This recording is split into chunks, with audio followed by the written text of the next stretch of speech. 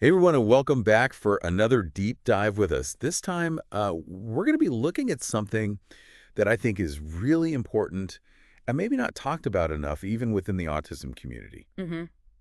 And that is the idea of shame surrounding meltdowns for autistic adults. Yeah.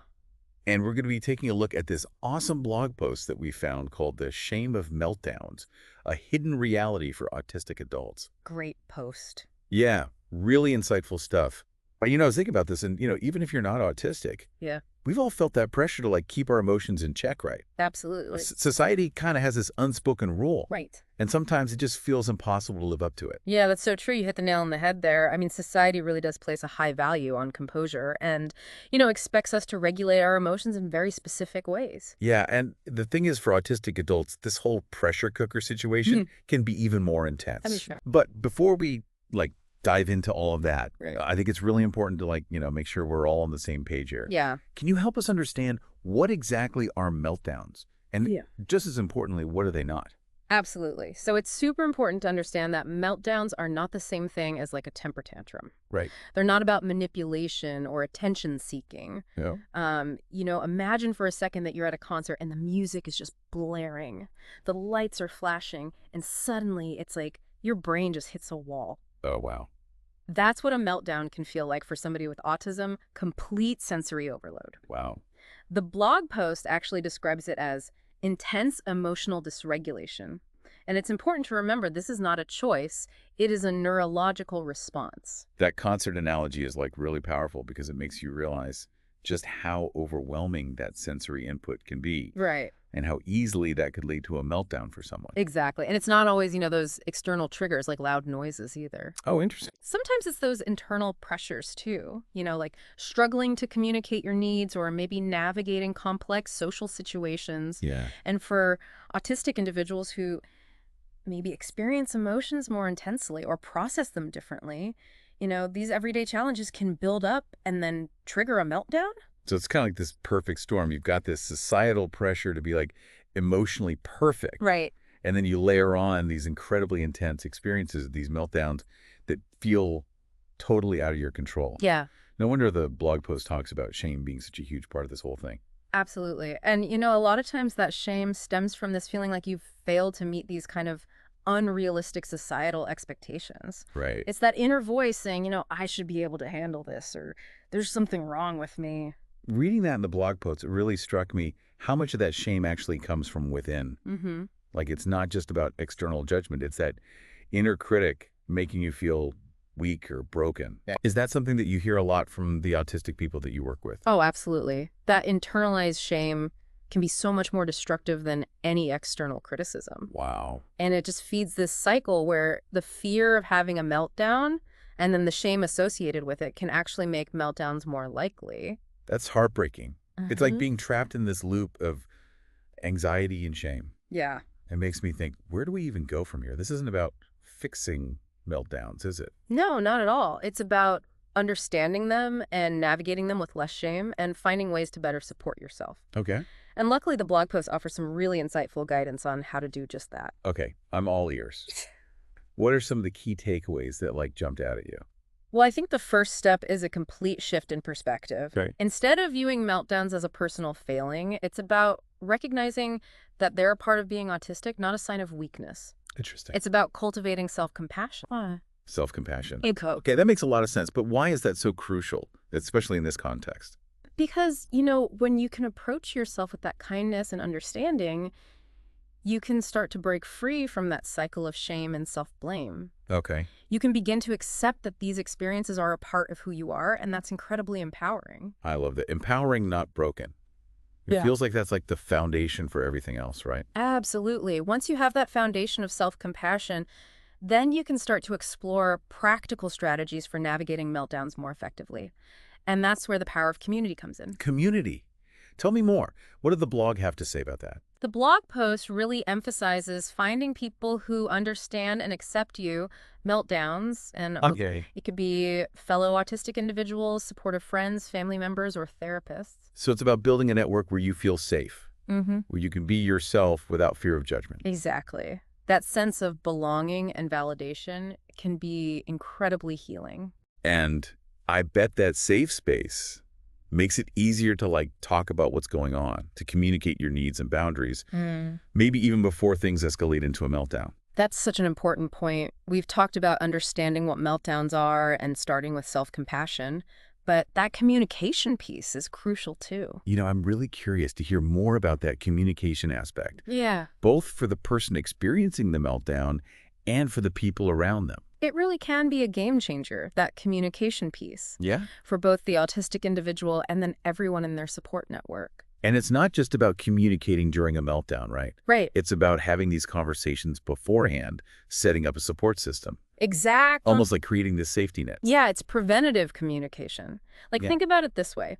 If you know that loud noises are a trigger for you Hmm. and you're heading to a concert with some friends, you can tell them ahead of time. Hey, I'm super excited about this concert, but loud noises can sometimes be a bit much for me. Would it be cool if we, took breaks outside if I start to feel overwhelmed? Yeah. So that way everyone's prepared and can, be more supportive. That makes a lot of sense. It's like giving your friends a roadmap to help you navigate the situation. Exactly. And it's not even just about communicating what you need. Yeah, It's also about being clear about what doesn't help. you're totally right. Sometimes, you know, people who are trying to be helpful might actually make things worse. Oh, yeah. For example, someone might try to hug or restrain a person who's having a meltdown when what that person really needs is space. I can see how that would totally backfire. Right. So how do you communicate that effectively, especially when you're already feeling overwhelmed? It can be really tough, but even something as simple as saying, please give me space or I need quiet can make a world of difference. Okay. Even having predetermined signals, like a hand gesture or something, Okay, is super helpful. It allows you to communicate quickly without needing to verbally explain yourself. Having those signals in place beforehand is such a good idea because it takes the pressure off of having to explain everything when you're already in that stressful situation. Exactly. It lets everyone be on the same page and, creates that foundation of understanding and support. Speaking of understanding and support, the blog post also talks about self-advocacy. Yes. I feel like that ties in really well with this communication piece. Absolutely. It's about knowing your needs and being able to express them clearly. Self-advocacy is all about that. It's recognizing and communicating your needs effectively, understanding your rights, and having the confidence to speak up for yourself even when it's hard. And that can be so hard, especially for autistic individuals who maybe have faced bullying or dismissal or even gaslighting, Right. You're right. It can be incredibly daunting if you've been made to feel like your needs are invalid or like a burden to other people. Yeah. But the more you practice self-advocacy, the more empowered you become. So where do you even start with that? How can someone start practicing self-advocacy, especially if they're not used to speaking up for themselves? Support groups for autistic adults can be a really great place to start. Okay. It's a safe space to connect with others who understand what you're going through. Yeah. You can share experiences, get advice, and even starting small can make a difference. Okay. For instance, speaking up about a sensory need in a social situation. I hadn't thought about support groups, but that makes a lot of sense. It's like a training ground for self-advocacy. Yeah. And starting small, building up that confidence muscle, that's key. Exactly. It's all about building confidence and recognizing that you are worthy and you deserve to have your needs met. And it's not just about individual effort either. Families play a huge role in supporting autistic individuals too. That's so true. Families are such an important part of the equation. What advice would you give to families who are trying to be supportive? Well, first and foremost, I would say educate yourselves about autism and specifically about meltdowns. There's so many resources out there. Books, websites, organizations like the Autism Society of America.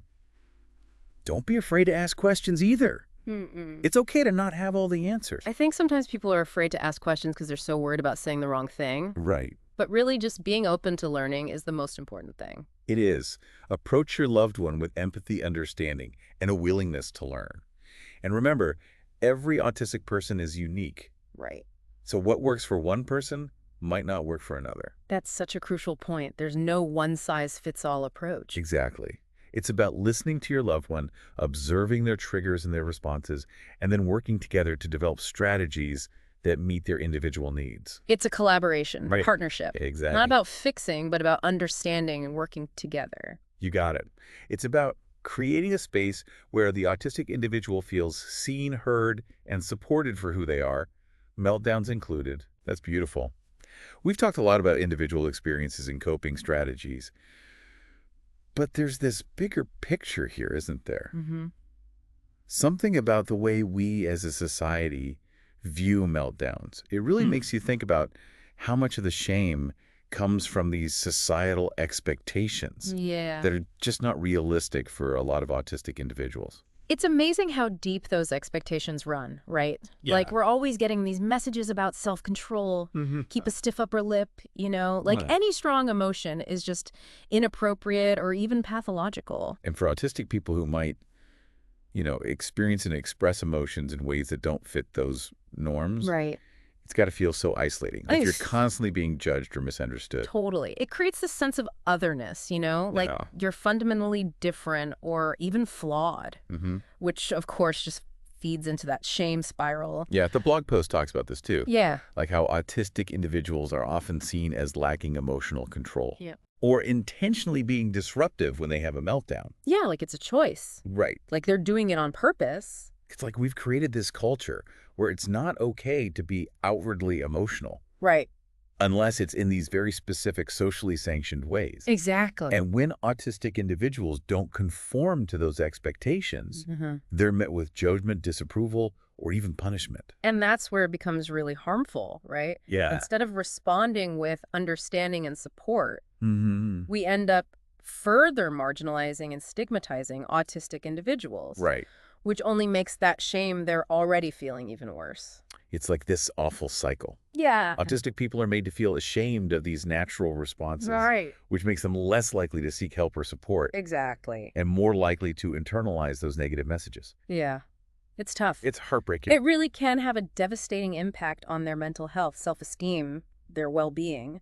So the question becomes, like, what needs to change? How can we as a society start to dismantle these harmful expectations Yeah. and create a more accepting and supportive environment for autistic people? And a big question. The blog post talks about creating spaces where autistic individuals feel safe to experience their emotions without judgment or shame. Yeah.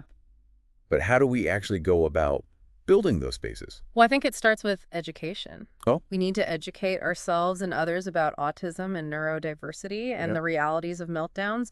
It's about challenging those ingrained stereotypes. Yeah. And replacing them with, accurate information and empathy. So instead of seeing a meltdown as a tantrum or bad behavior, we start to understand it as this natural response to overwhelm. Right. A way the brain copes with sensory overload or intense emotions. Exactly. It's about recognizing that, different doesn't mean deficient. Right. And that everyone has the right to, express their emotions authentically. We need to, move away from this idea of fixing. Or normalizing autistic individuals. Okay. And instead celebrate their strengths and perspectives. It's about fostering a culture of inclusion and acceptance. Yeah. Where neurodiversity is seen as a strength. Not a weakness. Absolutely. Where meltdowns are understood as a part of a human experience, Right. not a cause for shame or stigma. Yeah, it's a beautiful vision when you put it that way. It is.